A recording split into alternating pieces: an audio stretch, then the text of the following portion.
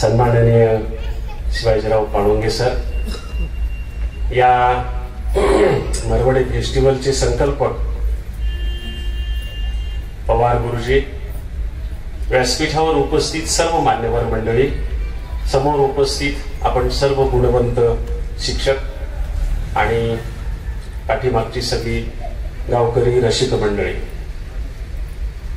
मित्रहो, या कार्यक्रमाच्या संयोजकांचे मी सुरुवातीलाच आभार मानतो की त्यांनी कार्यक्रमाला कुणीही राजकारणी बोलवला नाही. कारण आता रोजच महाराष्ट्रभर फिरताना राजकारण्याशिवाय लोकांचं भागत नाही आणि राजकारणी बोलवले की कार्यक्रमाचा कचरा केल्याशिवाय राहत नाही. वेळेवर येत नाहीत, शेवटपर्यंत थांबत नाहीत, मध्येच येतात, कार्यक्रम डिस्टर्ब करतात, मध्येच उठून जातात, कार्यक्रम डिस्टर्ब करतात. त्याच्यामुळं कंटाळा आलाय राजकारण्यांचा. इथं मला पहिल्यांदा आनंद वाटला की आज कुणी आमदार खासदार इथं बोलवलेला नाही आणि जो माणूस बोलवला तो मुळामध्ये शिक्षक आहे. आज तो धनवंत आहे, बँका आहेत, साखर कारखाने आहेत त्यांचे, पण मुळात तो गुणवंत आहे. खूप पैसे असलेल्या माणसांना दोन प्रकारे आपणाला उल्लेख करता येतो त्यांचा, धनवंत आणि धनदांडगे. धनदांडगे असं पण आपण म्हणतो. खूप पैसे असलेले धनदांडगे पण असतात आणि धनवंत पण असतात, कारण ते गुणवंत असतात. तसेच शिवाजीराव आहेत, त्यांचं काम मी स्वतः पाहिलेलं आहे. आमचा मित्र इंद्रजित घुले, त्यानं मला पहिल्यांदा त्यांच्याकडे नेलं आणि तेव्हा त्यांचं गुणवंत पण माझ्या लक्षात आलं. अनेक सांगण्यासारख्या गोष्टी आहेत त्या तुम्हाला आधीच माहित असतील. मी बाहेरच्या माणसानं येऊन त्यांच्याविषयी तुम्हाला सांगावं असं काही नाही, पण त्यांच्या प्रेमाचा खूप वेळा मला घरी होता आलं. त्यांचा मळा पाहिला, शेतात जेवायला गेलो, त्यांच्या घरी गेलो, त्यांच्याकडून ग्रंथ भेट मिळवली आणि नेहमीच त्यांच्या सद्गुणाचा अनुभव घेत आलो. त्याच्यामुळे तसा माणसाला अध्यक्ष केल्याचं पाहून मला खूप आनंद वाटला. आणि कार्यक्रमाचे जे संयोजक आहेत त्यांनी मला इथं बोलवताना निमंत्रण देण्यासाठी मला लग्गा लावला. लग्गा कोणाचा लावला तर माझ्या विद्यार्थ्यांचा लावला. ते असं म्हणाले, पवार गुरुजी, की सर तुमचे अनेक विद्यार्थी माझे महाराष्ट्रातल्या सुरुवातीच्या काळातल्या वक्तृत्व स्पर्धेतले स्पर्धक आहेत. ते आज माझे मित्र आहेत सगळे. कुणी शिक्षणाधिकारी आहे, कुणी शिक्षक आहे, कुणी मोठा लेखक आहे. तर ते सगळे माझे मित्र आहेत आणि बऱ्याच दिवसापासून तुम्हाला बोलवायचं होतं, पण आज मी तुम्हाला मुद्दाम बोलवते. तेव्हा माझ्या विद्यार्थ्यांचा उल्लेख करून त्यांनी तो संदर्भ दिला मला बोलवताना. याचा मला खूप आनंद वाटला, एक शिक्षक म्हणून, एक गुरुजी म्हणून. मी प्राध्यापक होतो, वरिष्ठ महाविद्यालयात होतो. निवृत्त होऊन 5 वर्ष झालेली आहेत, म्हणजे माझं वय 65 वर्ष आहे आता. त्याच्यामुळं हो ना, वरिष्ठ महाविद्यालयात प्राध्यापक होतो ना, तर निवृत्त होऊन 5 वर्ष झालेली आहेत. त्याच्यामुळे माझे विद्यार्थी त्यांच्या बरोबरचे, तुम्हाला आधी सांगताना वाटलं असेल की माझे विद्यार्थी आणि पवार गुरुजींच्या बरोबरीचे. हे खरं आहे की माझे सगळे विद्यार्थी त्यांच्या पिढीचे आहेत. तर आपण तिथं जे प्रदर्शन भरवलं ते मी पाहिलं. मला फक्त छायाचित्र आणि चित्र प्रदर्शन पाहता आलं आणि काष्टशिल्प थोडं पाहता आलं, पण फारच अप्रतिम. त्याचा अभिप्राय मी तिथं लिहून ठेवलेला आहे. इतके सुंदर कार्यक्रमाचं आयोजन. एक कार्यक्रम गावामध्ये घ्यायचा असला तर किती परेशान होती मला माहित आहे. कारण आमच्या गावामध्ये, माझ्या स्वतःच्या गावामध्ये, भाऊबीजेच्या दिवशी दिवाळीमध्ये विचारांची भाऊबीज नावाचा कार्यक्रम मी घेतो. पाहुणा आणणं वगैरे सगळं काम माझं असतं आणि गावाला जेवण देण्याचं काम माझा उद्योगपती असलेला हैदराबादचा भाऊ करतो. त्याच्यामुळं गावात एक कार्यक्रम घ्यायचा असला तर किती मेहनत करावी लागते ते मला माहित आहे. त्यामुळे असा 5-5, 7-7 दिवसांचा जर फेस्टिवल घ्यायचा असेल तर किती मेहनत करावी लागते, माणूस किती गुंतलेला असतो हे मी समजू शकतो. त्याच्यामुळं या मरवडे फेस्टिवलचे समन्वयक म्हणून, संकल्पक म्हणून आमचे पवार गुरुजी किती मेहनत घेत असतील. मला वाटतं या वर्षीचा फेस्टिवल संपला की त्यांची पुढच्या वर्षीच्या फेस्टिवलची तयारी सुरू करावी लागत असेल. त्यांना इतकी ती मेहनत घ्यावी लागते की कोण बोलवायचं, कोण ठरवायचं, काय ठरवायचं, हे सगळं त्यांना वर्षभर करावं लागतं. आमचे शिवाजीराव बोलताना बोलले की आदर्श शिक्षक व्हा.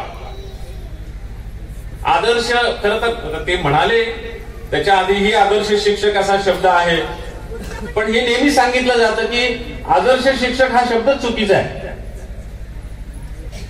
शिक्षक हा आदर्शच असतो, आदर्श शिक्षक म्हणण्याची गरज नाही. शिक्षक, प्रत्येक शिक्षक हा आदर्शच असतो, त्यांना आदर्श असलं पाहिजे. आदर्श शिक्षक ही संकल्पना चुकीची. पिवळा पितांबर असं म्हटल्यासारखं झालं ते. कारण पितांबर म्हणजेच पिवळा, पित म्हणजे पिवळा, अंबर म्हणजे वस्त्र, पितांबर म्हणजे पिवळे वस्त्र, पण पुन्हा पिवळा पितांबर असं आपण म्हणतो. तसं ते आदर्श शिक्षक असं जे आहे ते मला चुकीचा शब्द वाटतो. शिक्षक हे सगळेच आदर्श असतात, पण त्यांच्यामधले जास्त आदर्श किंवा जास्त गुणवत्ताधारक शिक्षकांची निवड करून अशा वेळेला आपण त्यांचे सन्मान करत असतो, त्यांना पुरस्कार देत असतो. कारण काही अटी, काही नियम आपल्याला लावावे लागतात. पण प्रत्येकच उत्कृष्ट शिक्षकांना पुरस्कार मिळेल असं नाही. मी प्रामाणिकपणे आयुष्यभर उत्कृष्ट शिक्षक व्हायचा प्रयत्न केला. मला आतापर्यंत तालुक्याचा सुद्धा आदर्श शिक्षक पुरस्कार मिळालेला नाहीये. त्याच्यामुळं ते गृहीत धरायचं नाही काम करणाऱ्यानं. ज्याला निवड करायची तो निवड करेल, नाही करायची तो न करेल, त्याची काही अडचण नाही. पण शिवाजीरावांनी जसं सांगितलं की आपण शिक्षक म्हणून एक आदर्श राहूया. तर आदर्श शिक्षक म्हणजे काय? मग आपली आदर्शता सिद्ध करण्यासाठी काय करायला पाहिजे? त्याच्या अनेक गुणवत्ता आहेत. अनेक माणसांचे जीवनाची उदाहरणं सांगितली जातात. म्हणजे या देशाचे राष्ट्रपती राधाकृष्णन यांच्यापासून ते आपल्या साने गुरुजींपर्यंत कितीतरी उदाहरणं सांगितली जातात उत्कृष्ट आणि आदर्श जगप्रसिद्ध शिक्षकांची. पण एक माहित नसलेलं उदाहरण मी तुम्हाला सांगतो, ज्याची फारशी या क्षेत्रात चर्चा होत नाही किंवा उदाहरण म्हणून सांगितलं जात नाही. त्यांचं नाव डी कोसंबी, दामोदर धर्मानंद कोसंबी, बौद्ध धर्माचे मोठे अभ्यासक. डी कोसंबी पाली भाषेचे शिक्षक होते. ती पारतंत्र्याच्या काळातली गोष्ट आहे. कलकत्त्याला आणि पुण्याला विद्यापीठं नुकतीच निघालेली होती. त्या काळामध्ये कलकत्त्यालाही पाली भाषेच्या शिक्षकाची विद्यापीठात एक जागा होती आणि पुण्यामध्येही पाली भाषेच्या शिक्षकाची विद्यापीठात एक जागा होती. डी कोसंबींनी दोन्हीकडे इंटरव्ह्यू दिले आणि दोन्हीकडेही त्यांची निवड झाली.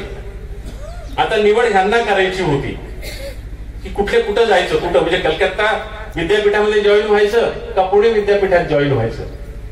तर शासनाला त्यांनी कळवलं की जे विद्यार्थी पाली भाषेला आहेत विद्यापीठात, मला त्यांच्याशी एकदा संवाद करू द्या, मला त्यांच्याशी एकदा चर्चा करू द्या, म्हणजे मग मी ठरवेल की मला कुठल्या विद्यापीठात रुजू व्हायचं ते. तर शासनानं, तेव्हाच्या इंग्रज सरकारनं त्यांना असं सांगितलं की कलकत्ता विद्यापीठामध्ये 5 विद्यार्थी आहेत आणि पुणे विद्यापीठात 2च विद्यार्थी आहेत. प्रत्येक विद्यार्थ्याच्या पाठीमागं तुम्हाला 50 रुपये मिळेल पगार महिन्याला. कलकत्ता विद्यापीठात तुम्ही रुजू झालात तर तुम्हाला 250 रुपये पगार मिळेल. पुणे विद्यापीठात रुजू झालात तर तुम्हाला 100 रुपये पगार मिळेल, कारण तिथं 2च विद्यार्थी आहेत. असं तेव्हा त्यांना सांगण्यात आलं. तर ते म्हणाले ठीक आहे, मला विद्यार्थ्यांशी बोलू द्या, मी ठरवेन. आणि त्यांनी पुणे विद्यापीठाची निवड केली. 2च विद्यार्थी असलेल्या त्यांना पगार निम्म्यापेक्षाही कमी मिळणार होता. 250च्या ऐवजी 100 रुपयेच पगार मिळणार होता. पण त्यांनी काय असं केलं तर त्यांनी सांगितलं की उत्सुक विद्यार्थी निवडून मी त्यांना शिकवायचा प्रयत्न करेन.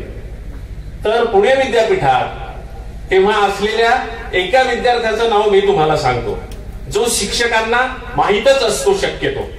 त्याचं नाव ची.व्ही. जोशी. ची.व्ही. जोशी मराठीतले विनोदी लेखक. त्यांचा एकतरी धडा पाठ्यपुस्तकात अभ्यासाला असतो, त्याच्यामुळे हे नाव सगळ्या शिक्षकांना माहीत असतं. मराठीतले सर्वश्रेष्ठ विनोदी लेखक. ते सर्वश्रेष्ठ विनोदी लेखक का झाले तर त्यांच्या विरोधाच्या पाठीमागं कारुण्याचा बेस होता. हा कारुण्याचा बेस कुठून आला तर पाली भाषेचा आणि बौद्ध धर्माचा त्यांनी जो अभ्यास केला आणि दामोदर धर्मानंद कोसंबींनी त्यांना जे बौद्ध तत्वज्ञान पाली भाषेतनं शिकवलं, त्या बौद्ध तत्वज्ञानातून त्यांच्या विनोदाला देखील कारुण्याचा बेस आला आणि त्यांचा विनोद मराठीमधला सर्वश्रेष्ठ विनोद ठरला. म्हणजे हे जे त्या गुरुनं ठरवलं होतं की या मुलाला आपण पाली शिकवलं पाहिजे, हा काहीतरी आपलं नाव पुढं काढून दाखवेल, तर ही निवड त्यांनी त्यावेळेस पैसे टाळून केलेली होती. हे उदाहरण फारसं आपल्याला माहित नसतं. बाकी साने गुरुजींच्या सगळ्या कथा आपल्याला माहित असतात, राधाकृष्णांच्या सगळ्या कथा माहित असतात, आपल्या शाळेतल्या शिक्षक दिनाच्या दिवशी विद्यार्थ्यांपासून सगळेजण ते सांगतात. त्याच्यामुळे त्या कथा टाळून मी तुम्हाला ही कथा सांगितली.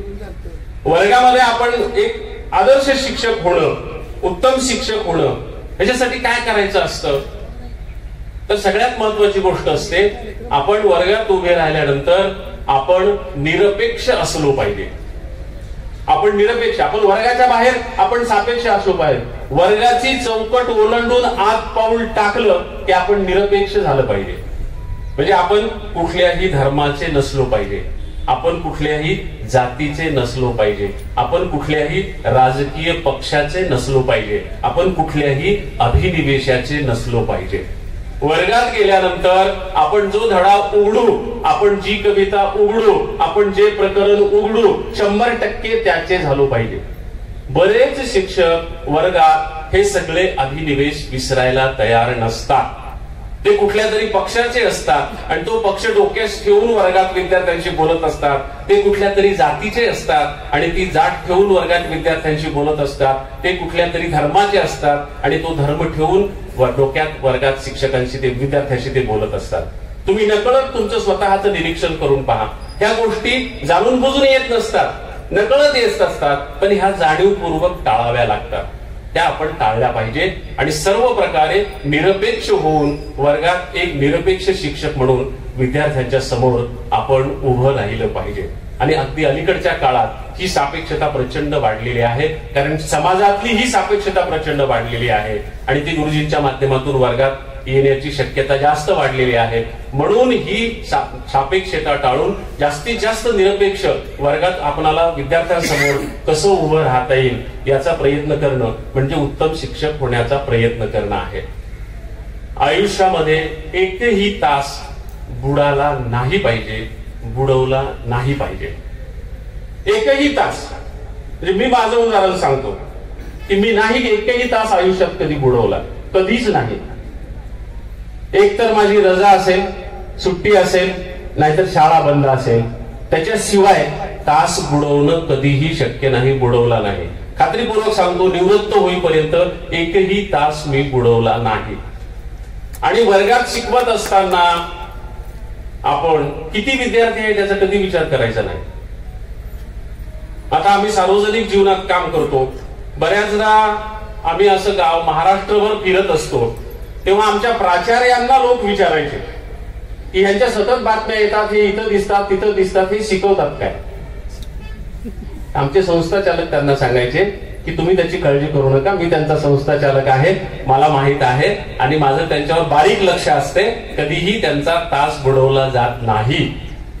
ज्या दिवशी आणि मग हे सगळे महाराष्ट्रभरातले कार्यक्रम आम्ही कसे ऍडजस्ट करायचो? कोल्हापूरला जर कार्यक्रम असेल, रात्री 9 वाजता कार्यक्रम संपला असेल, जेवण खाऊन करून 10ला निघाला असेल, तर पहाटे 3-4 वाजेपर्यंत घरी पोहोचून सकाळी 7 वाजताचे तास आम्ही घेतलेले आहेत. त्याच्यामुळे शुगर झाली, बाकीचे प्रॉब्लेम झाले, हा भाग वेगळा. पण ते केलं आणि ज्या दिवशी शक्य नव्हतं त्या दिवशी रजा घेतल्या. त्यामुळे कधीही तास न बुडवणे, कुठल्याही कारणासाठी तास न बुडवणे, 1-2 विद्यार्थी आहेत म्हणून तास न बुडवणे आणि कसल्याही परिस्थितीमध्ये आपला तास झाला पाहिजे याची काळजी घेणे.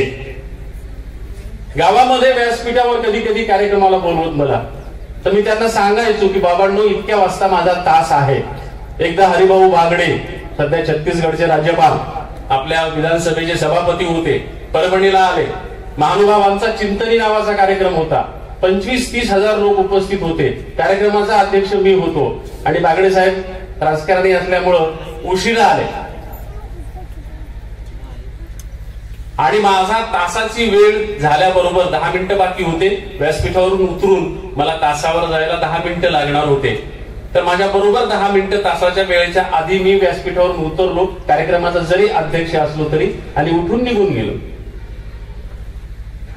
इथं 25,000 लोक समोर बसलेले होते आणि कॉलेजमध्ये गेलो तर माझे फक्त 2च विद्यार्थी वर्गात होते.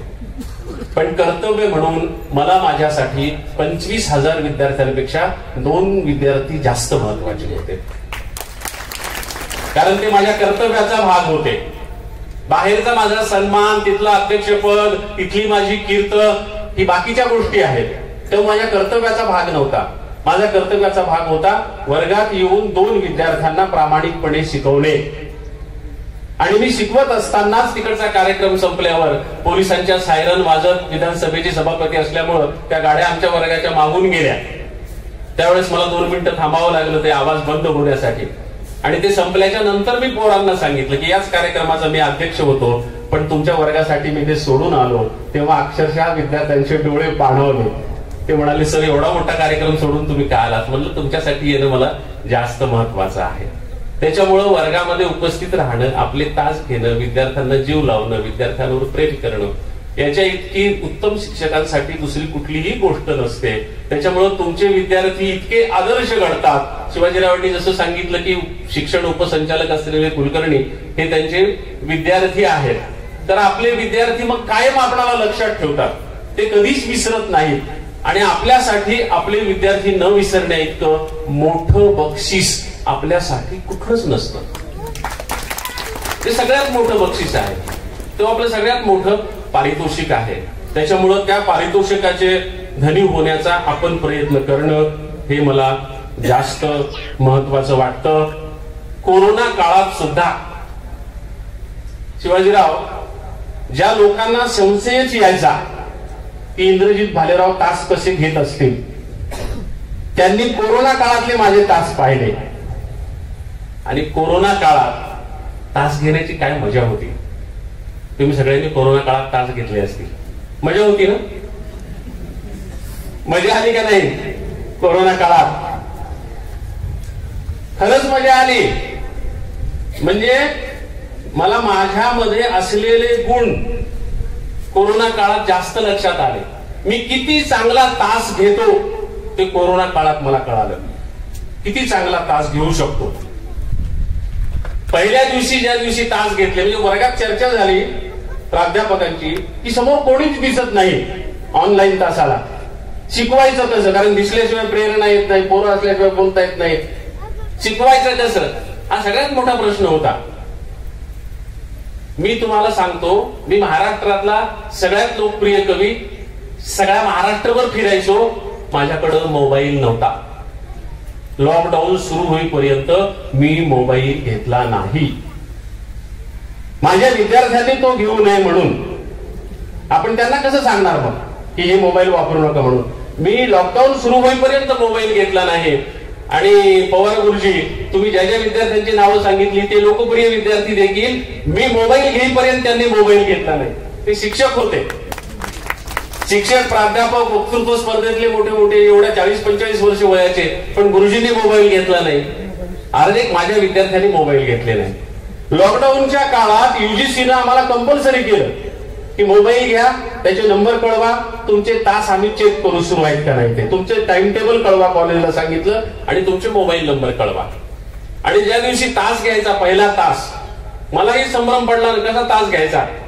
पण योगायोगानं माझे 2 मुलं चांगले त्या मोबाईलच्या तंत्रातले जाणकार असलेले, माझा एक नातू आज योगायोगानं समोर आलाय अमर नावाचा, तो त्याच्यामधला तंत्रज्ञ होता.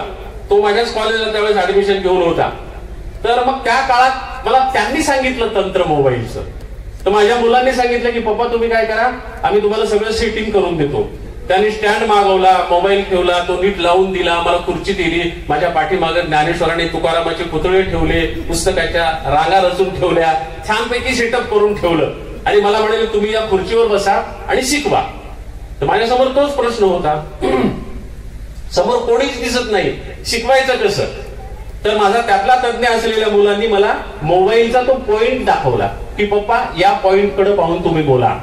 म्हटलं या पॉइंट कडे पाहून बोलल्यानं काय होईल? तर ते म्हणाले समोरून जे पाहतील, ज्यांना दिसेल, त्यांच्या डोळ्यात डोळे घालून तुम्ही बोलत आहात, असा त्याचा परिणाम होईल म्हणाले. म्हणून त्या पॉइंटकडे पाहून मी शिकवलं मी मनमुक्त. माझ्या वर्गात मी जो विषय शिकवला तर त्या वर्गात ऑप्शनल मराठीला 15 विद्यार्थी होते. आता 15 पैकी किती उपस्थित होते माहित नाही. अनेक मुलांच्या अडचणी होत्या. त्यातल्या 2 मुलांना आम्ही प्राध्यापकांनी पैसे जमा करून मोबाईल घेऊन दिले होते किंवा तुम्ही हे तास करा, कारण इथून पुढे याच्यावर तास करावे लागणार आहेत.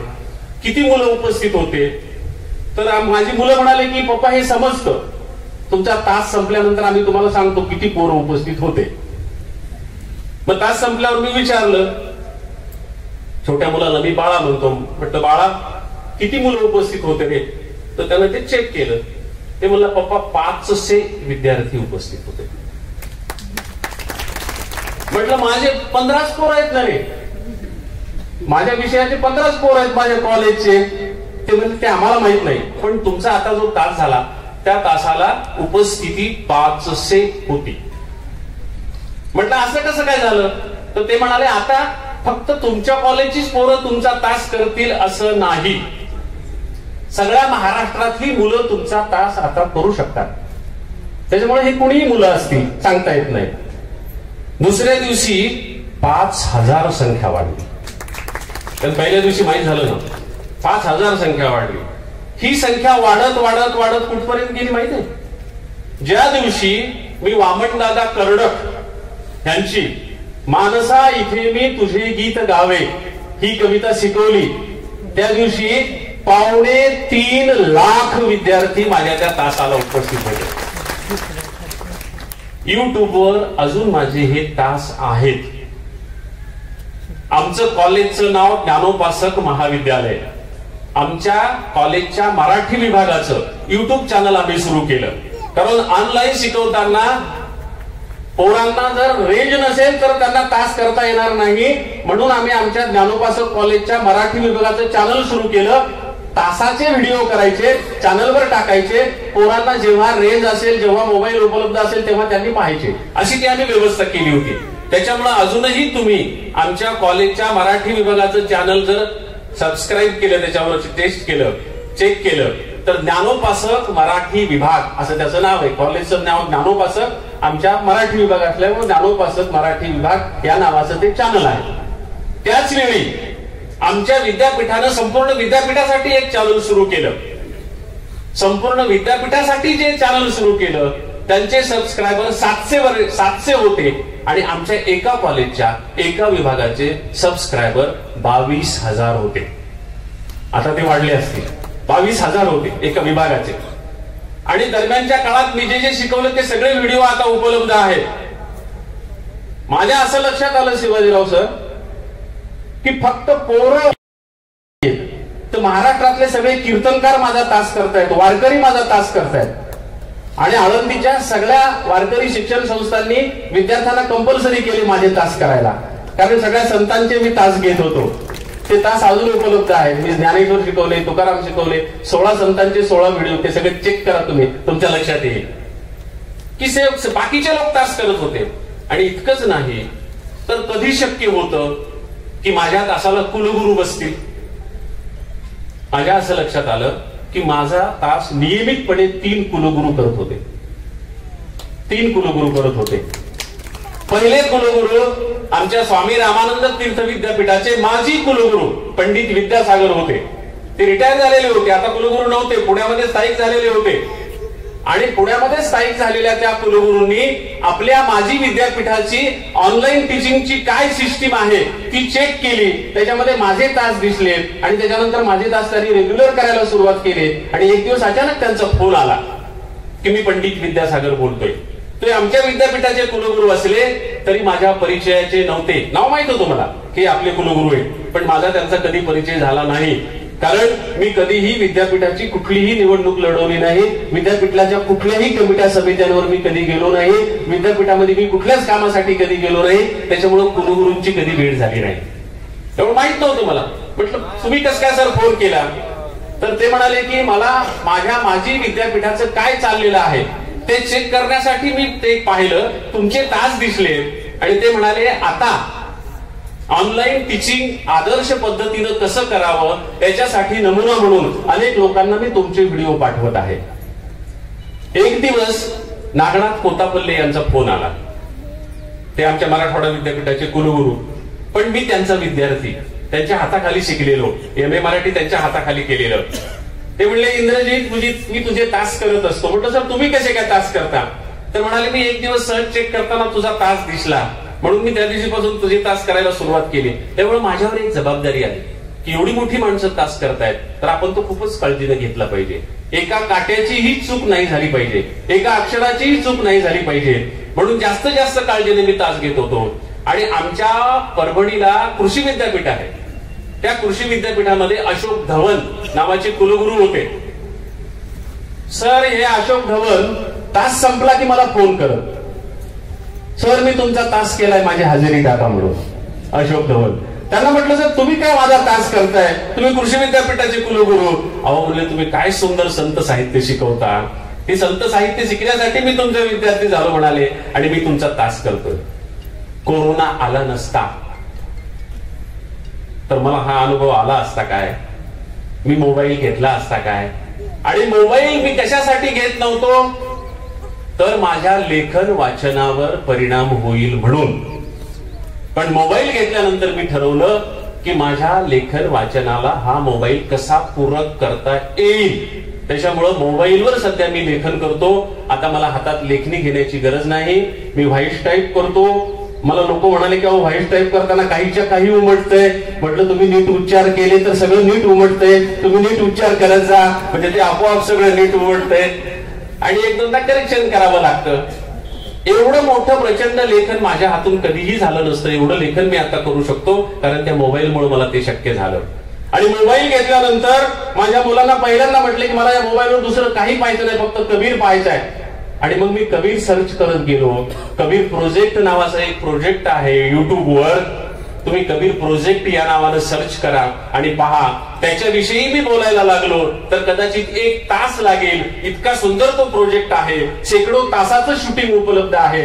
जगातल्या सगळ्या कबीर अभ्यासकांची व्याख्यानं, सगळ्या कबीर गायकांची गायनं त्याच्यावर उपलब्ध आहेत.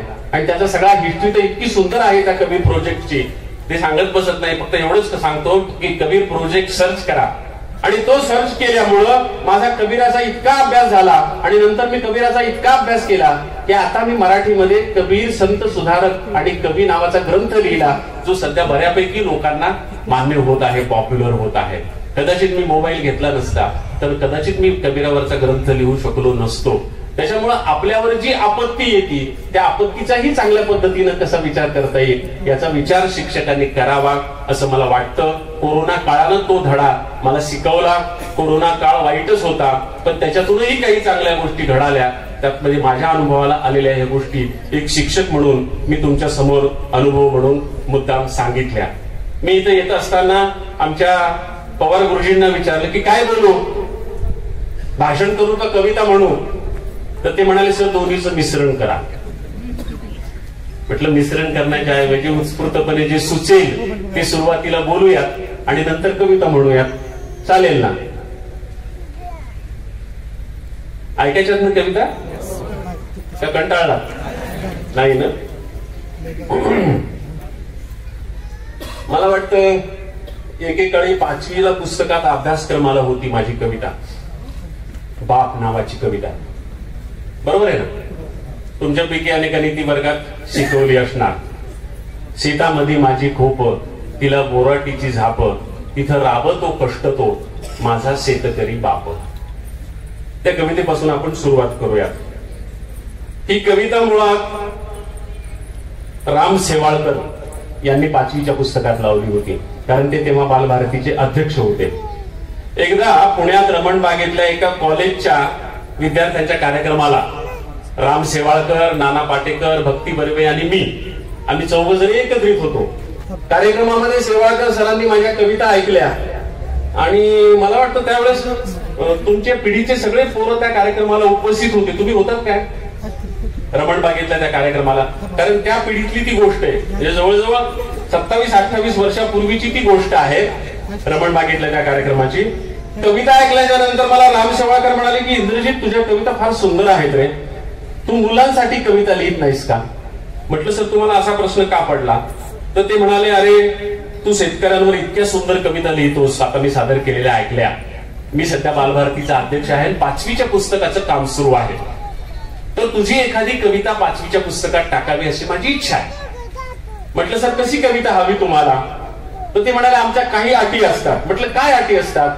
तर ते म्हणाले उदाहरणार्थ 5वीच्या पुस्तकात कविता घ्यायची असेल तर 5वीच्या मुलाच्या आकलन कक्षेत बसेल, त्यांना कळेल, त्यांना आवडेल, त्यांना गुणगुणाविषयी वाटेल अशी ती कविता असावी त्या वयाच्या लेवलची. त्यावेळेस त्यांना मी बाप कविता दिली होती, त्यांनी ती 5वीच्या पुस्तकात टाकली होती आणि मी 5वीच्या पुस्तकात ती कविता टाकल्यानंतर माझ्या हळूहळू लक्षात आलं ती प्रचंड लोकप्रिय होत आहे. एकदा पुन्हा शेवाळकर भेटल्यावर त्यांना सहज उत्सुकतेनं मी विचारलं की सर किती मुलं माझ्या कवितेचा अभ्यास करतील? उत्सुकता असते ना कवीला की आपली कविता लागली तर किती मुलं अभ्यास करतील? तर शेवाळकरांनी मला काय सांगितलं आपल्या अलंकारिक भाषेमध्ये, ते म्हणाले सर इंद्रजीत तुझी कविता आता महाराष्ट्राच्या 5वीला पुजलेली आहे. म्हणजे 5वीला पुजणे हा मराठीतला वाक्प्रचार आहे आणि ती 5वीच्या वर्गात अभ्यासक्रमाला होती. 5वीला पुजणे म्हणजे जी गोष्ट टाळून पुढे जाता येत नाही तिला 5वीला पुजली असं आपण म्हणतो. तर ते म्हणाले इथून पुढे महाराष्ट्राच्या अनेक पिढ्या तुझी कविता शिकल्याशिवाय पुढे जाणार नाही. म्हटलं असं कसं काय म्हणताय तुम्ही? आणि त्यांचं म्हणणं खरं ठरलं. ही कविता एकदा नव्हे, दोनदा नव्हे, 3 वेळा अभ्यासक्रम बदलला तरी बदलली नाही. तीच कविता पुन्हा पुन्हा 3 वेळा अभ्यासक्रमाला लागली. त्याचं कारण असं होतं की कविता बदलणार असा अंदाज जरी लागला तरी महाराष्ट्रातले हजारो शिक्षक पत्र लिहायचे पाठ्यपुस्तक निर्मिती मंडळाला आणि सांगायचे की अभ्यासक्रम बदलणार असं आम्हाला समजले, पण कृपया इंद्रजित भालेरावांची बाप कविता बदलू नका, कारण ती मुलाला फार आवडते. आणि त्याच्यामुळे ती पुन्हा अभ्यासाला लागली. नंतर बदलणार पुन्हा अभ्यासाला लागली. 3 वेळा अभ्यासाला लागली आणि 3 वेळा अभ्यासाला लागली आणि 21 वर्ष अभ्यासाला होती. महाराष्ट्रातले कवी तक्रार करायला लागले की तुम्हाला एकच कविता आणि एकच कवी दिसतो काय, आम्ही नाहीत काय? पण महाराष्ट्रातले विद्यार्थी आणि शिक्षक आग्रह करायचे. त्याच्यामुळं त्याच्यानंतर ही कविता बदलण्यासाठी पाठ्यपुस्तक निर्मिती मंडळानं आयडिया केली. आधी 3रीला सध्याची दोस्त नावाची कविता आहे ती कविता लावली आणि नंतर शिक्षकांनी आग्रह केल्यानंतर सांगितलं की एका पॅटर्न मध्ये एक कवी एकदाच लावता येतो. आता इंद्रजित भालेरावांची कविता लावता येत नाही, 3रीला आहे, 5वीला लावता येत नाही असं म्हणून शेवटी ती कविता टाळावी लागली. इतकी ती कविता लोकप्रिय झालेली होती. किती लोकप्रिय होती ही कविता? तिचे किस्से अनेक आहेत, कारण 21 वर्ष अभ्यासक्रमाला होती. याला एकच किस्सा फक्त मी तुम्हाला सांगतो आणि मग ती कविता ऐकवतो. आमच्या महाराष्ट्रामध्ये बीड जिल्हा आहे, आता सांगायची गरज नाही ना, बीड नावाचा जिल्हा आहे. त्या बीड जिल्ह्यामध्ये अंबाजोगाई नावाचा तालुका आहे, तो पण सांगायची गरज नाही. आद्य मराठी कवी मुकुंदराजांचं ते गाव आहे, बरोबर आहे ना. त्या अंबाजोगाई पासून एक 20 किलोमीटर अंतरावर डोंगरात एक गाव आहे नांदूर नावाचं. ते डोंगरात असल्यामुळं, घाटात असल्यामुळं त्याला घाट नांदूर म्हणतात. तिथं सोमेश्वर विद्यालय नावाची एक शाळा आहे. दीना फड नावाचे तिथले मुख्याध्यापक आहेत, ते अजूनही आहेत. ते पुन्हा पुन्हा त्या शाळेत मला बोलवतात. 5 वर्ष झाली की म्हणतात सर सगळे विद्यार्थी गेले, नवीन आले, पुन्हा या. तर त्या फड सरांनी 15 वर्षापूर्वी मला त्यांच्या शाळेत गॅदरिंगला बोलावलं. या अशीच वेळ होती, कार्यक्रम संपायला वगैरे अंधार झाला, उशीर झाला. तर ते म्हणाले तुम्ही आता शिवाजीराव जसं म्हणालात की कार्यक्रम संपल्यावर इंद्रजित तुम्ही माझ्यासोबत चला, मी तुम्हाला सुगरण हॉटेलमध्ये जेवू घालतो, मग तुम्ही पुढे जा. आता बसल्या बसल्या शिवाजीराव मला म्हणाले की तुम्ही जेवलात कधी, जेवणार आहात कधी? मग म्हणाले नाही, आता हे कार्यक्रम संपला की मी तुम्हाला घेऊन जातो, जेवू घाला, मग तुम्ही पुढे जा, जेवल्याशिवाय जाऊ नका. तसं त्या घाटनांदूरचे फड सर मला म्हणाले की आमच्या घाटनांदूरमध्ये चांगलं हॉटेल नाही, आपण अंबाजोगाईला जाऊन तिथे एखाद्या चांगल्या हॉटेलमध्ये जेवू घालतो, मग तुम्ही पुढे जा. म्हटलं ठीक आहे. मग आम्ही सगळे निघालो. तिथून 20 किलोमीटर अंबाजोगाई दूर, अंधार पडलेला, किर्र, घाटाचा रस्ता, डोंगराचा. माझ्या गाडीमध्ये आम्ही बसून चाललो आणि गाडीमध्ये बसून चाललो असताना मध्येच माझीच कविता ऐकायला येऊ लागली. शेतामध्ये माझी खोप, तिला बोराटीची झाप, तिथं राबतो कष्ट तो माझा शेतकरी बाप. मी फडसरांना म्हटलं फडसर तुमच्या मोबाईलमध्ये माझी कविता टेप केली का मी गॅदरिंग मध्ये म्हणताना? ते म्हणाले नाही सर. म्हटलं मग आवाज कुठून येतोय? ते म्हणाले सर आवाज बाहेरून येतोय. म्हटलं बाहेरून? या डोंगरातून, किर्र डोंगरातून, किर्र अंधारातून? मला वाटलं महाराष्ट्रामधल्या मुलांना तर माझी कविता आवडतेच आवडते, पण महाराष्ट्रातल्या भूतांना पण ती आवडू लागली का काय म्हटलं. एवढ्या किर्र डोंगरात भूताशिवाय कोण असणार आहे, इथं कोण माझी कविता म्हणते? ते म्हणाले सर आवाज बाहेरून येतो एवढं खरंय. म्हटलं मग गाडीच्या काचा खाली करा. आम्ही गाडीच्या काचा खाली केल्या. म्हणलं सर आवाज कुठून येतोय? त्यांनी असा दूर एक मिनमिनता प्रकाश दाखवला. म्हणाले सर तिथून आवाज येतोय. म्हटलं तिथं काय एखादं गाव आहे का? तिथे शाळा असेल, गॅदरिंग सुरू असेल, मुलं माझी कविता म्हणतात गॅदरिंग मध्ये, असं काहीतरी सुरू असेल. ते म्हणाले सर तिथं शाळा पिळा नाही, ते गाव नाही. म्हटलं मग? ते म्हणाले आदिवासी लोकांचा तांडा आहे, तिथली सगळी मुलं आमच्या घाटनांदूरला सोमेश्वर विद्यालयात शिकायला येतात. म्हटलं मग कविता कोण म्हणते? म्हणली नाही बाबा माहित आता कोण कविता म्हणते. तिथपर्यंत गाडी जाती का? म्हणाले प्रयत्न केला तर जाती, रस्ता नीट नाही. मग ते आमच्या ड्रायव्हरला म्हणलं, शेळके मामा होते, म्हणलं मामा जरा प्रयत्न करा बरं तिथपर्यंत, पाहू तर आपण कोण कविता म्हणायला. मग आम्ही हळूहळू गाडी त्या तांड्यापर्यंत नेली. मला जे दृश्य दिसलं ना तिथं, त्यानं माझ्या अंगावर रोमांच उभे राहिले. हिरव्या हिरव्या पानांचा मांडव घातलेला होता. आदिवासी नवरदेव नवरीचा विवाह सुरू होता.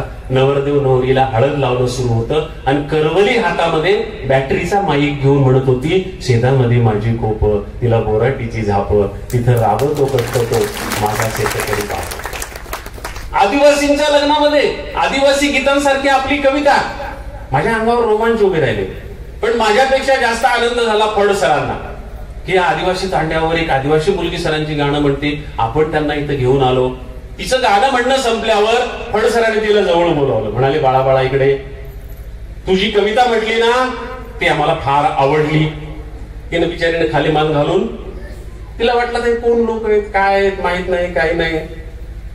तर फड सरांनी तिला विचारलं, बाळा तुझी कविता म्हटलीस ना, या कवितेचे कवी कोण आहेत तुला माहित आहे का?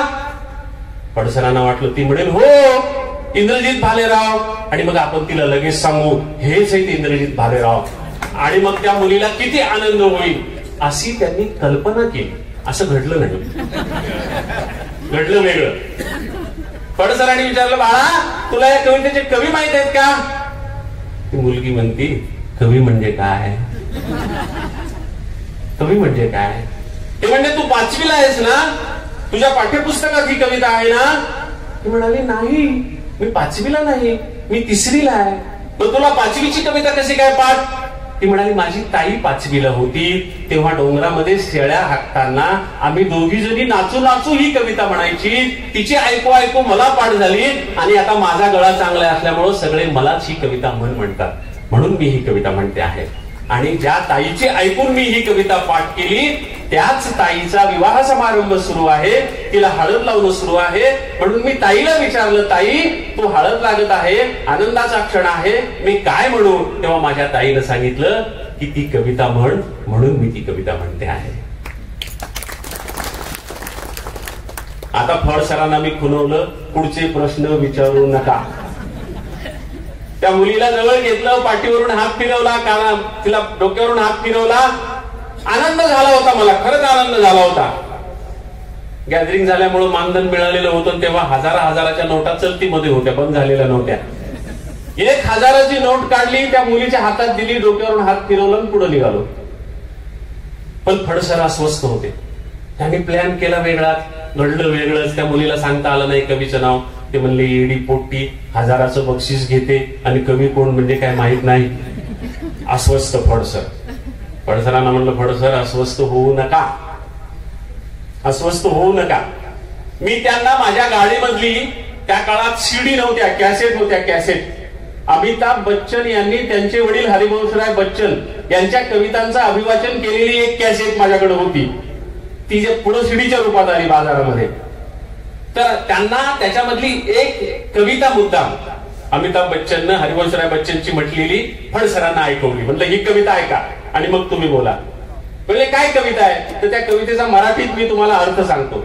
हरिवंशराय बच्चन त्या कवितेमध्ये असं म्हणतात की लोक मला फार मोठा कवी म्हणतात, मला सोव्हिएट लँड नेहरू पुरस्कार मिळाला, मला ज्ञानपीठ पुरस्कार मिळाला, या देशाचा पंतप्रधान जवाहरलाल नेहरू माझा वर्गमित्र आहे.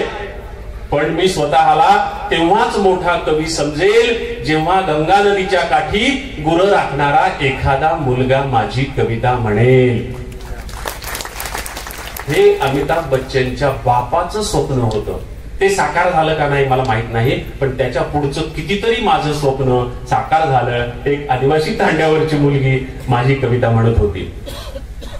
पण तरीही फडसरांची अस्वस्थता थांबली नाही. पुढे गेलो आम्ही. चाणक्य नावाचं त्यांच्या मित्राचं एक हॉटेल अंबाजोगाईच्या बाहेर तिकडं लातूर रोडला होतं. त्यांनी मला तिथं नेलं आणि छानपैकी.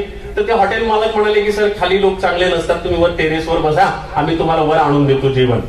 आम्ही त्या चाणक्य हॉटेलच्या टेरेसवर बसलो तर त्या गावातून पुन्हा पुन्हा स्पीकरवर तो आवाज ऐकू येतो. शेतामध्ये माझी कोपतीला बोराटीची झाप, तिथं राबतो कष्ट तो माझा शेतकरी बाप. फडसरांना म्हणलं फडसर ती मुलगी तीच कविता पुन्हा पुन्हा का म्हणते आहे? म्हणले काय माहित, म्हणले येडी पोट्टी, कवी म्हणजे काय माहित नाही आणि त्याची कविता पुन्हा पुन्हा म्हणते आहे. म्हटलं तुम्ही एखाद्या गावातल्या मुलाचा फोन नंबर असेल तर त्याला विचारा. तर त्यांनी त्यांच्या माहितीतल्या एका मुलाकडे फोन नंबर होता, मोबाईल, त्यांनी फोन केला. अरे बाळा ती मुलगी तीच कविता पुन्हा पुन्हा का म्हणते आहे? तर ज्याला फोन केला त्याला हे माहित नव्हतं. आम्ही त्या गावात येऊन गेलो.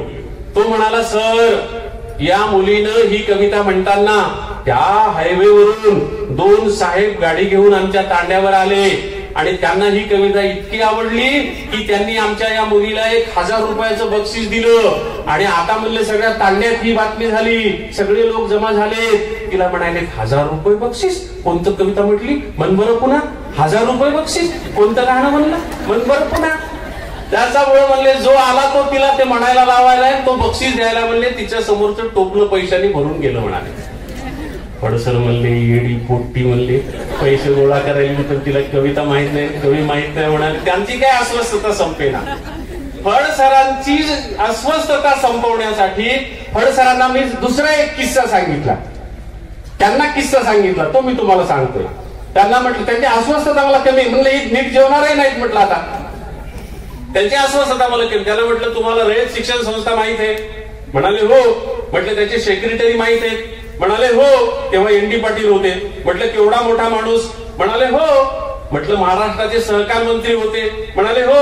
म्हटलं शेकापचे एकदा अध्यक्ष होते? म्हणाले हो. म्हटलं शेतकऱ्यांसाठी केवढी मोठी आंदोलनं केली? म्हणाले मला माहित आहे हो सगळं. म्हटलं एकदा त्यांच्या स्वतःच्या एक शिक्षण संस्थेच्या याच्या इस्लामपूरच्या कर्मवीर भाऊराव पाटील कॉलेजच्या गॅदरिंगला मी गेलो. तर एनटी पाटलांची माझी पहिली भेट होणार होती. मला त्यांच्याविषयी खूप अभिमान की शेतकऱ्यांचा नेता आणि आपण शेतकऱ्यांचे कवी, आपल्याला त्यांच्या समोर शेतकऱ्यांच्या कविता म्हणायला मिळणार याचा मला खूप आनंद होता. मी कॉलेजला गेलो तर त्याच्या आधी एनडी पाटील येऊन बसलेले होते. तुमच्यासारखे ते आपले वेळ पाळणारे व्यवस्थितपैकी येऊन बसलेले होते. मी गेल्यानंतर मी कॅबिन मध्ये प्राचार्यांच्या गेलो तर प्राचार्यांनी मला त्यांचा परिचय करून दिला की हे एनडी पाटील. मी ओळखत होतो फोटोवरून. मी त्यांच्या पायाला हात लावून नमस्कार केला. मला खूप आनंद वाटला. त्यांना परिचय करून दिला. हे म्हणले आपल्या गॅदरिंगचे आजचे प्रमुख पाहुणे. एनडी पाटील म्हणाले काय यांचं नाव? ते म्हणाले इंद्रजित भालेराव. एनडी पाटील म्हणले काय करतात हे? ते म्हणाले कविता करतात. एनडी पाटील म्हणले कशावर कविता करतात? ते म्हणले शेतकऱ्यांवर कविता करतात. एनडी पाटील म्हणाले काय हो आजकाल शेतकऱ्यांवर कविता करणारे कवी मला आवडत नाहीत हो म्हणाले. माझी सगळी हवा उतरली. म्हटलं या माणसासमोर कविता म्हणताना मला किती अभिमान वाटणार होता आणि हा माणूस म्हणतो की मला शेतकऱ्यांचे कवी आवडत नाहीत. म्हटलं का हो, का आवडत नाही? तर ते म्हणाले अहो मी शेतकऱ्यांवर कविता लिहिणाऱ्या कवीच्या कविता ऐकतो. एकतर या कवींनी शेतकरी हा विनोदाचा विषय केलाय, नाहीतर शृंगाराचा विषय केलाय. 150 वर्षापूर्वी महात्मा फुलेंनी शेतकऱ्याचा आसूड मध्ये जो शेतकरी मांडला तो शेतकरी कुणीतरी कवी मांडतोय का आजचा? एकतर विरोधी करतात नाहीतर शृंगार करतात म्हणले शेतकऱ्याच्या जीवनावर. त्याच्यामुळे मला आवडत नाहीत म्हणाले. पण त्यांनी पुन्हा सांगितलं हा अलीकडं एक कविता मला आवडू लागली म्हणाले. माझ्या प्रत्येक भाषणाच्या शेवटी मी ती कविता म्हणतो. म्हटलं आता ती कोणती भाग्यवान कविता आहे ते तरी आपण त्यांना विचारूयात. म्हटलं कुठली कविता म्हणताय तुम्ही? तर त्यांनी सांगितलं शिक बाबा शिक, लढायला शिक, कुणब्याच्या पोरा आता लढायला शिक, मरू नको बाबा आता मारायला शिक, घेतलेली कर्ज बुडवायला शिक, निवडून दिलं त्याला पाडायला शिक, शिक बाबा शिक, लढायला शिक, कुणब्याच्या पोरा आता लढायला शिक. प्राचार्यांनी एनडी पाटलांना सगळी कविता म्हणू दिली आणि ते म्हणाले ही कविता इंद्रजित भालेरावांनीच लिहिलेली आहे. एवढा मोठा धाड धिप्पाड माणूस उठून उभा राहिला, मला मिठीत घेतलं, कडकडून मिठी मारली, म्हणाले अरे बाबा किती दिवसापासून मी शोधत होतो या कवितेचा कवी कोण आहे. आणि मग प्राचार्यांना म्हणाले अभिनंदन करतो तुमचा एवढा चांगला कवी तुम्ही बोलवला. हा किस्सा मी फडसरांना सांगत होतो आणि फडसरांना म्हटलं फडसर केवढा मोठा माणूस, म्हणाले हो. किती मोठा माणूस, म्हणाले हो. म्हटलं त्यांना कविता माहित होती, म्हणाले हो. म्हटलं कवी माहित नव्हता, म्हणाले हो गडे. म्हटलं मग एका आदिवासी तांड्यावरच्या मुलीला कविता माहित आहे कवी माहित नाही, तर याचं तुम्ही एवढा अस्वस्थ का वाटून घेताय, एवढे उसासे का टाकताय. आणि कवी किती दिवस राहणार आहे जिवंत.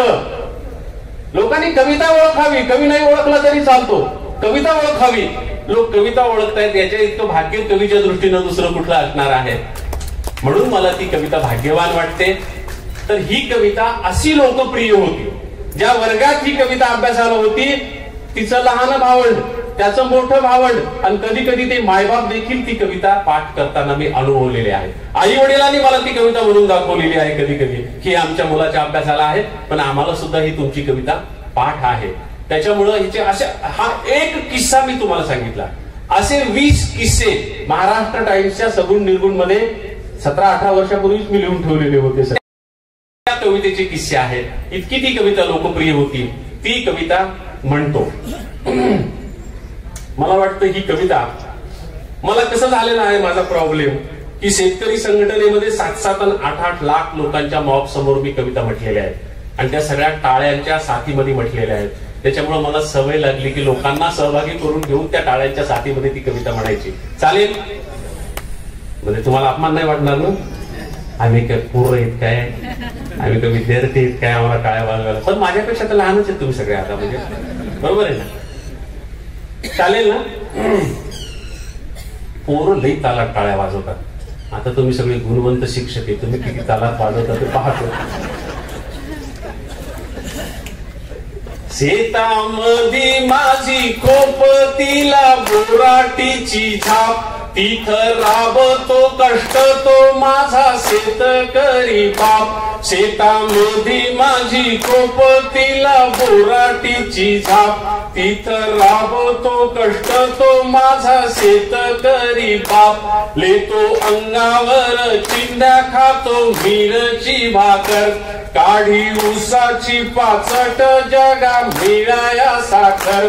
लेतो अंगावर चिंध्या खातो मिरची भाकर, काढी उसाची पाचट जगा मिळाया साखर. काटा त्याच्याच कापाई त्यानं काय केलं पाप, काटा त्याच्याच कापाई त्यानं काय केलं पाप. शेतामधी माझी कोप तिला बोराटीची झाप, तिथं राबतो कष्ट तो माझा शेतकरी बाप. माझा बाप शेतकरी उभ्या जगाचा पोशिंदा, माझा बाप शेतकरी उभ्या जगाचा पोशिंदा. त्याच्या भाळी लिहिलेला रात दिस काम धंदा, कष्ट सारे त्याच्या हाती दुसऱ्याच्या हाती माप. कष्ट सारे त्याच्या हाती दुसऱ्याच्या हाती माप. शेतामधी माझी कोप तिला बोराटीची झाप, तिथं राबतो कष्ट तो माझा शेतकरी बाप. बाप फोडी तो लाकड माय पेटविते चुल्ला, बाप फोडी तो लाकड माय पेटविते चुल्ला. पिठा मागल्या घामाची काय चव सांगू तुला, आम्ही कष्टाचंच खातो जग करी हापाहाप, आम्ही कष्टाचंच खातो जग करी हापाहाप. शेतामधी माझी कोप तिला बोराटीची झाप, तिथं राबतो कष्ट तो माझा शेतकरी बाप. शेतामधी माझी कोप तिला बोराटीची झाप, तिथं राबतो कष्ट तो माझा शेतकरी बाप. माझा शेतकरी बाप, माझा शेतकरी बाप, माझा शेतकरी बाप.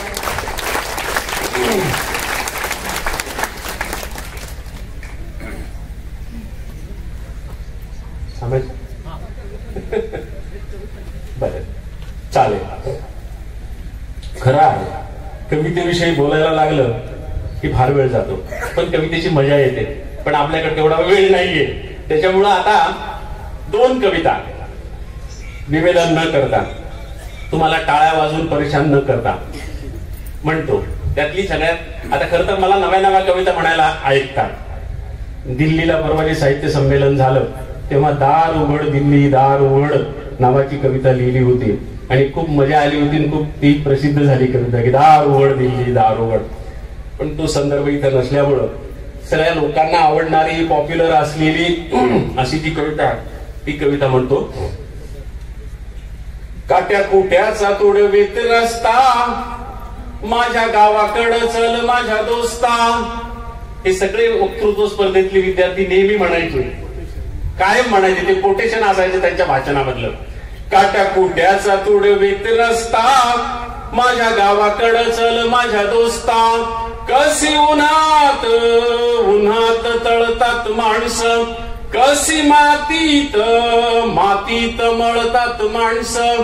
कशी उन्हात उन्हात तळतात माणसं, कशी मातीत मातीत मळतात माणसं. कशी खातात जीवाला खस्ता माझ्या गावाकडं चल माझ्या दोस्ता. काट्या कुट्याचा तुडवीत रस्ता माझ्या गावाकडं चल माझ्या दोस्ता.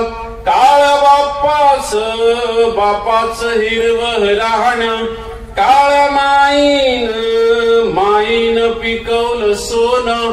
काळा बापाच हिरवं राहणं, काळ्या माईन पिकवलं सोनं. पण त्यांच्या घामाचा भाव लई सस्ता माझ्या गावाकडं चल माझ्या दोस्ता. काट्या कुट्याचा तुडवीत रस्ता माझ्या गावाकडं चल माझ्या दोस्ता. इथं डब्यात तुला साखर लागते गोड, तिथं शेतात माझ्या बापाच्या हाताला फोड. इथं डब्यात तुला साखर लागते गोड, तिथं शेतात माझ्या बापाच्या हाताला फोड. पण भाव ठरतो त्याला न पुसता माझ्या गावाकडं चल माझ्या दोस्ता. काट्या कुट्याचा तुडवीत रस्ता माझ्या गावाकडं चल माझ्या दोस्ता. जेव्हा दुष्काळ गिरट्या घाली तेव्हा गावाला कुणी न वाली. जेव्हा दुष्काळ गिरट्या घाली तेव्हा गावाला कुणी न वाली. कसे सुगीत घालतात गस्ता माझ्या गावाकडं चल माझ्या दोस्ता. काट्या कुट्याचा तुडवीत रस्ता माझ्या गावाकडं चल माझ्या दोस्ता. या भूमीचा मूळ अधिकारी बाप झालाय आज भिकारी. या भूमीचा मूळ अधिकारी बाप झालाय आज भिकारी. गाव असून झालाय फिरस्ता माझ्या गावाकडं चल माझ्या दोस्ता. काट्या कुट्याचा तुडवीत रस्ता माझ्या गावाकडं चल माझ्या दोस्ता. कशी उन्हात तळतात माणसं, कशी मातीत मळतात माणसं. कशी खातात जीवाला खस्ता माझ्या गावाकडं चल माझ्या दोस्ता. माझ्या गावाकडं चल माझ्या दोस्ता. माझ्या गावाकडं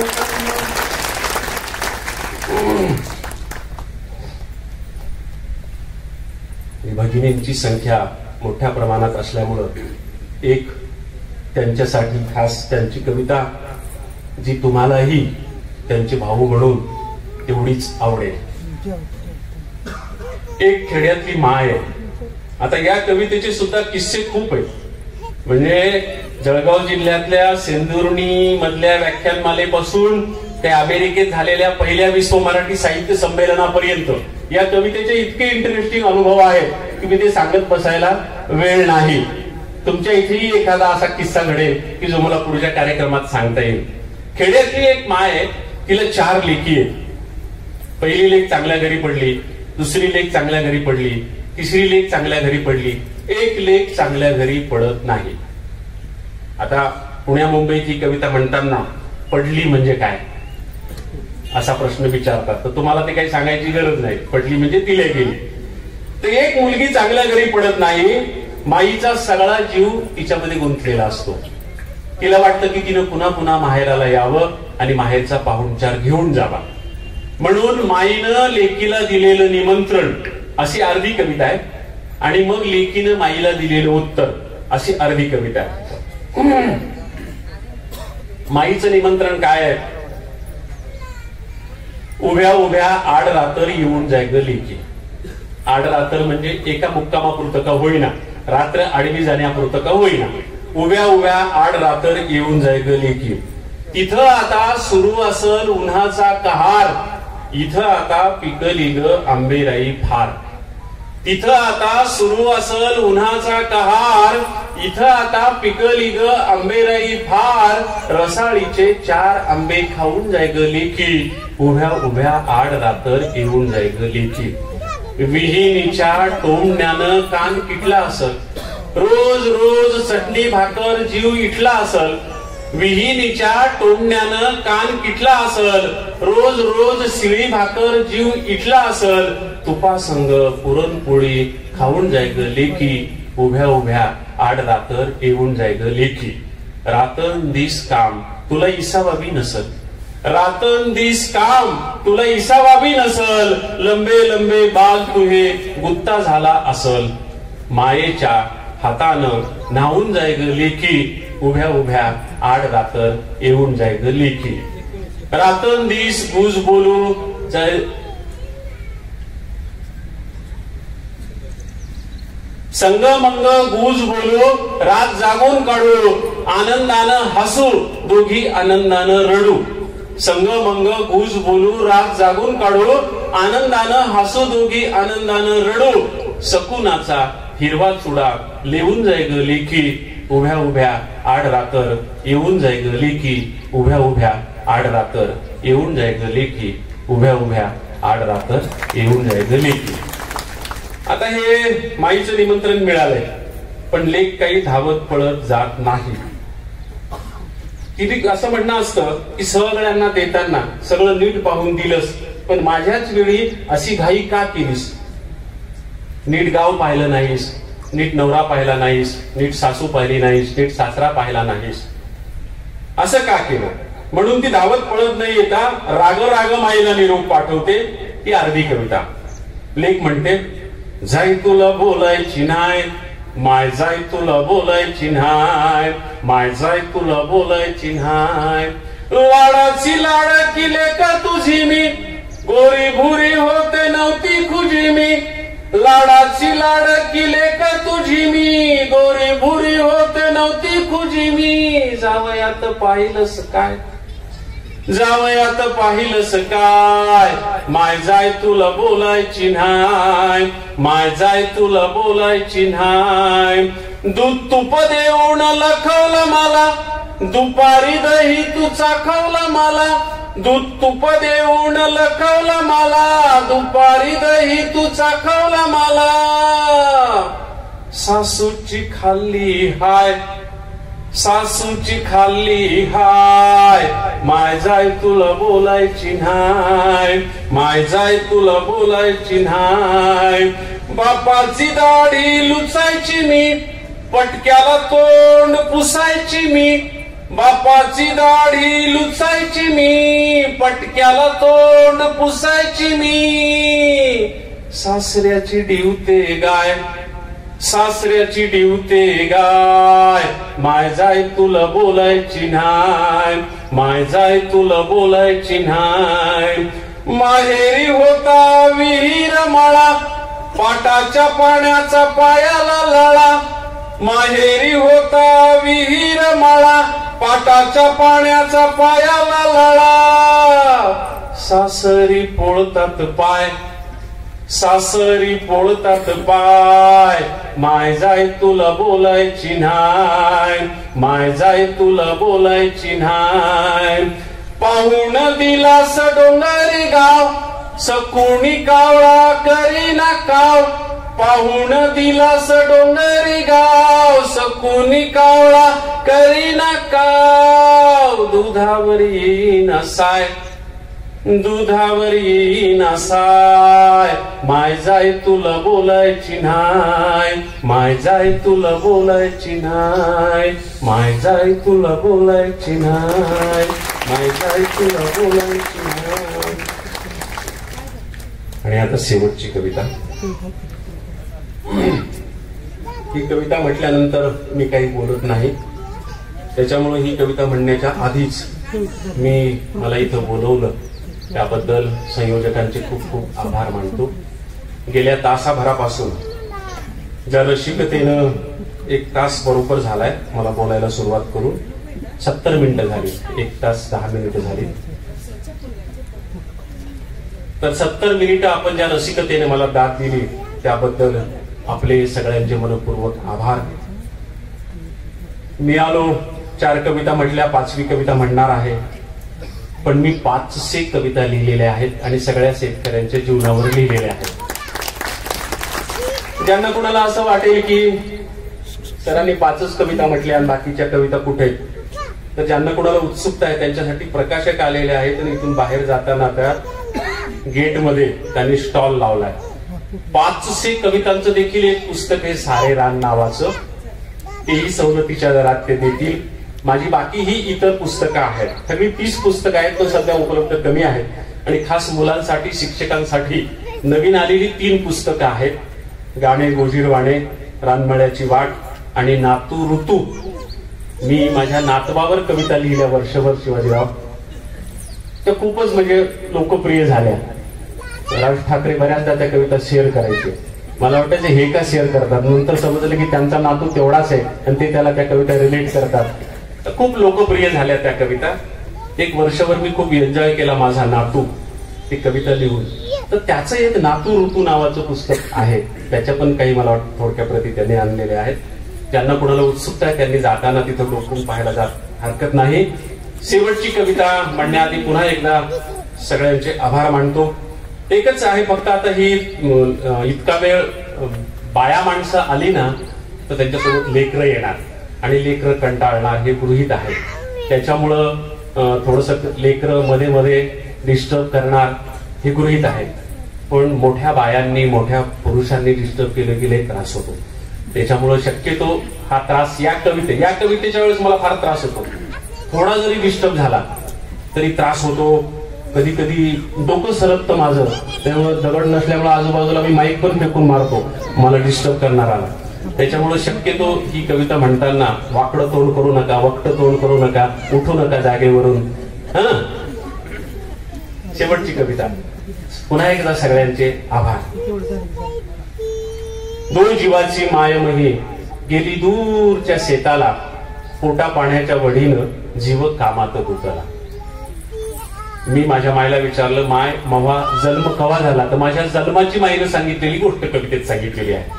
2 जीवाची मायमही गेली दूरच्या शेताला, पोटा पाण्याच्या वडीनं जीव कामात गुंतला. वटी आलेल्या वटीवर धुडक्याची एक वटी, एकी मधी गर्भ ताना एक कापसाच्या साठी. बोंड बोंड एचताने झाली दुपार इखाली, माये गेली सावलीला झोपाळल्या तुरी खाली. आसपासच्या रानात नाही माणसाचा थारा, चिडी चिप्प पाखराची भर उन्हाचा पहारा. घास कुटका खाऊन जरा टेकविली पाठ, आल्या एकाएकी कळा हात पाय झाले ताठ. घामाघूम झाली माय कावरली बावरली, रेटा देऊन हाताला कशी बसी सावरली. सावरता सावरता कळ उठली जोरात, आड रानात हारण थर कापली उरात. पुढी काय झालं त्याचं माईला नव्हत भान, जणू पडलंय पाखरू बिन वारशी उतान. आसपासच्या रानात नाही माणसाचा थारा, चिडी चिप्प पाखराची भर उन्हाचा पहारा. घास कुटका खाऊन जरा टेकविली पाठ, आल्या एकाएकी कळा हात पाय झाले ताठ.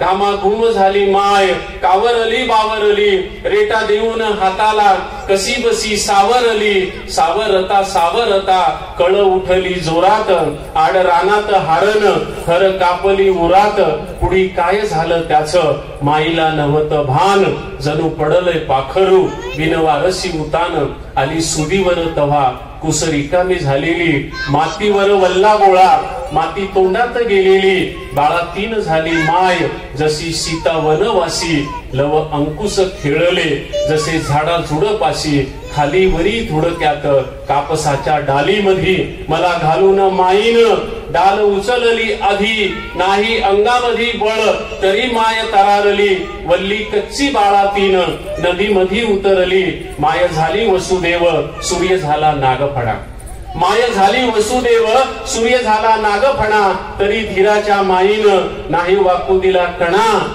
माय सांगती अशाच कव्हा गोष्टी जुन्या पाण्या, तुझ्या जन्माच्या येळला बाळा नव त्यारे कण्या, कसं फुटावरे दूध कशी भराव कंबर, पोट जगविल तव्हा कच्चे खाऊन उंबर, घोरपडीच्या मासान येती भरून कंबर, त्याच्यासाठी बाप तुहा धुंडू लागला डोंगर, असा झाला तुहा जन्म झाली सगळ्याची दैना, असा झाला तुहा जन्म झाली सगळ्याची दैना, काय सांगू एक एक तुझ्या जन्माची कहना, भर उन्हात जन्मलास माती तोंडात घेऊन, भर उन्हात जन्मलास माती तोंडात घेऊन, वाढलास एवढा तू धान मातीच खाऊन, मातीसाठीच जगावं मातीसाठीच मरावं, मातीसाठीच जगावं मातीसाठीच मरावं, बाळा माती लई थोर तिला कसं इसरावं, बाळा माती लई थोर तिला कसं